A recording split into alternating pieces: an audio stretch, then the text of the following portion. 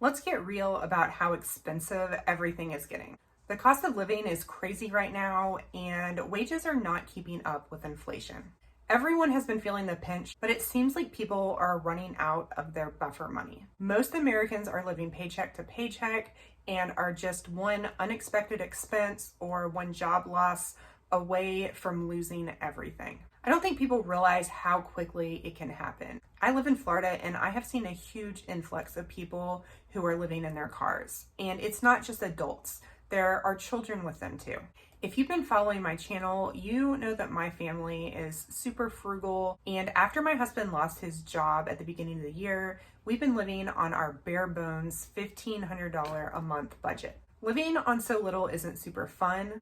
And the only way we're able to get by is because we're debt free. But even being debt free, $1,500 is the absolute lowest that we could go without beginning to suffer. Our grocery budget for my family of 5 is just $400 a month. Our housing costs are really low, and we try to walk or ride our bikes as many places as possible instead of driving our car. Our family only has one car, and we are currently spending no money on entertainment of any form. But it is getting harder and harder to live. Grocery prices, housing prices, energy prices are all rising. We moved to Florida less than 3 years ago, and if we were moving to the same area of Florida where we currently are, we would be priced out of the area. It's great for our home's resale value, but we could never afford to buy or rent anything where we are right now. And we live in a really inexpensive part of Florida. Our house has gone from being worth $150,000 to $230,000. And that's without factoring in any of the renovations that we have done or are currently doing to our house. We're currently working on several home renovation projects, some small, some huge. So if we need to sell our house will be worth as much as possible. Hiring someone to do the renovations is expensive, so we have been doing just about everything ourselves. It's cheaper, but it's also taking us a lot longer because we're learning as we go. Not that we could afford to hire anybody, even if we wanted to. Like with us, the cost of living crisis has had an impact on most people's lives. Many people are struggling to make ends meet. People have lost jobs, their hours have been cut, and their wages are just not keeping up with inflation. They're having to cut back their spending on essentials like food and housing. And people are also having to work longer hours when possible, or even take on second jobs or side hustles just to make enough money to pay their current bills. The cost of living crisis has also had a negative impact on people's mental health. People are feeling stressed and anxious about their financial situation, and they're desperately worrying about the future. I have 2 teenagers who are trying to plan to move out and to become independent adults soon. My oldest daughter will be 18 next year, and my other daughter will be 18 2 years after that. We've been looking into how much it's going to cost them to move out, what income they're going to need, how much money they're going to need to have in savings.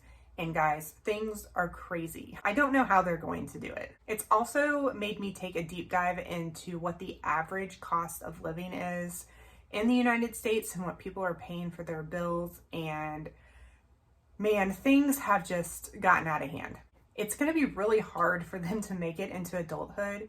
And I can't even imagine what it would be like for us right now if we weren't debt free. I was looking at how much it would cost us to rent a home in our area if we were needing to look for housing. I figured we would need a minimum of a 2-bedroom apartment or house. My 2 older kids could share a bedroom, and then our baby could just room in with us. The average price was about $2,500 for a 2-bedroom. Generally, it was an apartment. The absolute lowest that I could find was $1,700 a month. Wasn't a super safe area, so I'm not sure that we would actually be able to do that. But let's just say that we were going to move into the $1,700 a month apartment. If we decided we wanted to rent that $1,700 apartment, we would need to put in an application that is going to cost $100. They will run a credit check, and then we will also need to make 3 times the amount of the monthly rent. So our income would need to be $5,100, which it is not even close. If we were approved and we made that amount of money, then we would have to put down first month's rent, last month's rent, and a security deposit, which is equal to 1 month of rent. So the upfront cost just to move into that $1,700 apartment is $5,200. So to move into the average price apartment in our area, that is $2,500 a month. That is a $7,500 monthly income and $7,600 to move in. We're not even close to being able to afford the cheapest spot around here. Here are some other things that I don't have to buy and how much money it's saving us. I was looking up the average cost of all of these things that the average American is currently paying for. The rent is the average in my area.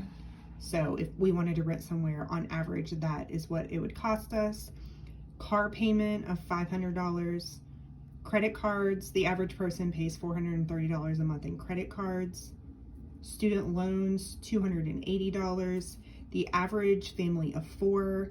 We are a family of 5, but I have a baby and the baby's not really eating. So I did a family of 4, spends $1,300 a month on groceries, and they spend $300 a month on eating out. So we do have a baby, and if I were to go to work and put the baby in childcare, that would be $770 a month. We're using cloth diapers and cloth wipes, but the average person spends about $80 on disposable diapers and wipes. And I'm breastfeeding, but a lot of people are not able to, especially if they're working, and they're gonna pay $200 a month in formula. And that's assuming that the child doesn't have any allergies or need to be on special formula, which all of this comes to a total of $6,360 a month. And that doesn't even include things that I'm already paying for, like utilities, gas, insurance, phone, or internet. Things are only getting worse, and if you feel like you're struggling more than ever, you are. Well, wages have increased some over the years. They are not anywhere close to keeping up with inflation. Over the last 50 years, the average household income has increased by 16%, while housing costs have increased by 190%, and college tuition has increased by 264%. I really feel for my kids and other Gen Z kids. It is going to be so hard for them. I'm working on doing a video with my almost 17-year-old, and we're going to talk more about this and what her financial plans are for the future, how she's preparing, how she's making money, how much money she wants to have saved, and just what her tentative plans are, including what I have taught her about finances growing up in a super frugal household. So make sure you subscribe and hit the notification bell if you want to make sure that you're notified of that video. If you want to see a breakdown of my $1,500 a month budget, you can check out this video. And if you want to see how I have created my bare bones budget, you can check out this video next. So what are your biggest challenges when it comes to your cost of living? And if you have teens, how are you preparing them to be able to financially afford transitioning into adulthood? And if you have recently transitioned a teen into adulthood, give me some tips and pointers, because I know it's going to be super hard. As always, thank you guys so much for watching.